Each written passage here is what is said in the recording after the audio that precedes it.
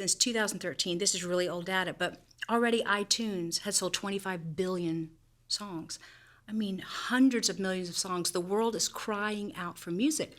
And I think if we embrace a Christian worldview, then Christianity should touch every part of the world. The intersection of music and apologetics. Relooking at music, not as the opening for worship, not as the filler, not as the fluff, not as we need 2 songs because we got to get to the important part of the service, but recognizing that music is a gift from God, recognizing that music opens up a space to the spiritual. And I truly believe that within the realm of music, it can be seen and used as an apologetic and a key to the transcendence, and particularly the transcendence of God as explained in the scriptures. So evolution wants to come in, and I see it. You know, it's really made, the atheists have made a great stride, say, in the sciences. And Christianity now is pushing back, really pushing back, and that's a big thrust of apologetics. You know, reestablishing truth about science and the scriptures and science and God and all these things.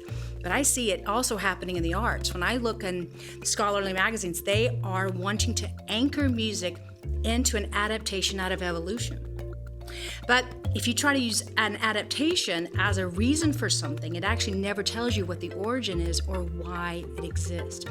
But if you go to the scriptures, then it gives us a grounding, an anchor for why there is music. Music is like language, but it's not language. And I really work off a lot of the work of Professor Roger Scruton out of England, and also Professor and theologian Jeremy Bigby. They've been enormously inspirational to my heart. I'm like, God, you created music. And yet when you think about apologetics, it's usually kind of the left brain, the intellectuals, and we're over here in the artist side. It's almost like the university when they split the colleges of the arts and the colleges of the sciences. And these two shall never mix again. Makes sense. No. Our God is the God of the universe. And I believe that everything can be assigned to his existence and his power and his creativity, including music.